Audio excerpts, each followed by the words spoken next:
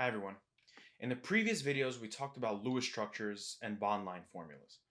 But in this video, I want to bring up an important concept to remember about the reality of many of the molecules and compounds we work with in organic chemistry. If we flash back to our lesson on atomic structure, we said that electrons orbit the nucleus in orbitals that make something like a cloud. Now, this cloud is a decent analogy. In real life, clouds do not remain static in the sky.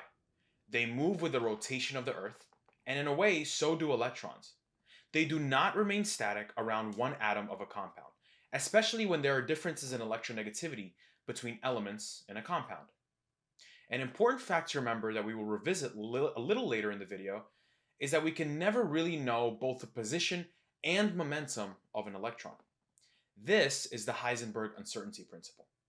Therefore, when we talk about where a certain electron may be, we really are just talking in probabilities.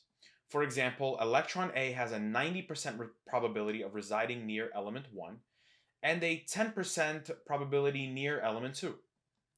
To better show the concept of resonance, let's use an example of three oxygen atoms bonded together. If we were to draw a Lewis structure, it would look something like this. This is a strange looking structure. Why couldn't we draw it the other way around, like this? You wouldn't be wrong drawing either of them. Actually, if we revert to our original, the extra lone pair on the rightmost oxygen can move to form a double bond with the middlemost oxygen. The double bond that was already there will move to become a lone pair on the leftmost oxygen. This has really important implications. In real life, neither of these structures are 100% correct. Actually, a correct representation of the structure is going to be a hybrid of the two. If we were to take the average of both of these structures, we would have almost half a double bond on each side. We show this using a dotted line. Let's make the rules of resonance more definite. Molecules do not exist as individual resonance structures, and we cannot isolate a molecule as one of its resonance structures. Like we just said, if we were to isolate a single of these three oxygen molecule, we'd actually see the hybrid. However, do not think of the two resonance structures existing in equilibrium. Both these structures actually just exist at the same time, and it is impossible to determine a single one. That's great, but how do we show, draw, and determine resonance structures for different molecules? Let's work through another simpler example, and then try to explain it in chemical terms. Let's take this molecule with three carbons and an oxygen attached to the middle carbon. Let me ask you a quick question. What's more electronegative, oxygen or carbon? If you said oxygen, you'd be correct. All that means is that oxygen will have a stronger pull over the electrons that belong to carbon. At a certain time, some of the electrons of the double bond can actually move up to form a lone pair on the oxygen, leaving a single bond. Using our Honk formal charge rules, one carbon is left with a formal charge of -1, and the other carbon is left with a formal charge of +1. Let me ask you another question. Using your basic gut feeling intuition, which one would you suppose is more stable? The molecule with no formal charges or the molecule with two formal charges? If you said the molecule with no formal charges, you'd be correct. Therefore, we can say this resonance structure on the left is going to be our major structure. I drew the schematic for a reason. It is convention to draw the movement of electrons using curved arrows that begin at the source of electrons and where they end up. Remember to label any existing formal charges and lone pairs. Another really important concept is that the sum of formal charges of your resonance structures must be maintained. Our original structure had no formal charges, so it had a net charge of 0. Our second structure had a formal charge of both +1 and -1, so its net charge is still 0.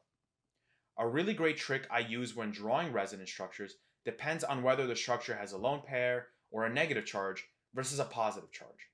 A lone pair, like the lone pairs in oxygen, nitrogen, sulfur, and others, as well as negative formal charges, like the one on carbon, signify that the atom of interest cannot accept any more electrons. However, it can give away electrons. I like to remember that lone pairs or negative formal charges hint at the movement of electrons away from the atom of interest, for instance, by forming an additional bond. However, a positive formal charge means that the atom of interest cannot give away any more electrons, but is willing to accept them. Therefore, a positive formal charge hints that electrons will move toward the atom of interest in the way of forming a new bond or lone pair. I really want you guys to remember your octet rule for resonance problems. Professors really like to use carbon as an example, and students often get caught up accidentally giving carbon 5 bonds. Remember that carbon will only exist with 4 bonds, or 3 bonds with either a lone pair or without. Here's an example. Let's take this molecule with 3 oxygens bonded to a central carbon. Everything follows our octet rule. To make some resonance structures, we can move the double bond into a lone pair, and then one of the other lone pairs into another double bond. We can repeat this going to the other oxygen. This means we end up with 3 resonance structures. Each of these structures has a net charge of -2. What about our resonance hybrid? If we were to take the average of all the bonds, we would end up with half of a double bond on each side, which we can represent with a dashed line. The resonance hybrid we've drawn is actually really important. The fact that the formal charges on the oxygens of the structure is spread out means that the charges are never fully on one atom, which actually stabilizes our molecule to a certain extent. We call this charge delocalization. This becomes a really important concept in the future when we talk about reactivity of molecules with delocalized charges. In this video, we talked about the new concept of resonance, and then next we'll talk about quantum mechanics and how it relates to bonding in organic chemistry. I really suggest you use the practice problems linked below to practice resonance. Use my answer key and in-depth explainer videos to sharpen your resonance edges.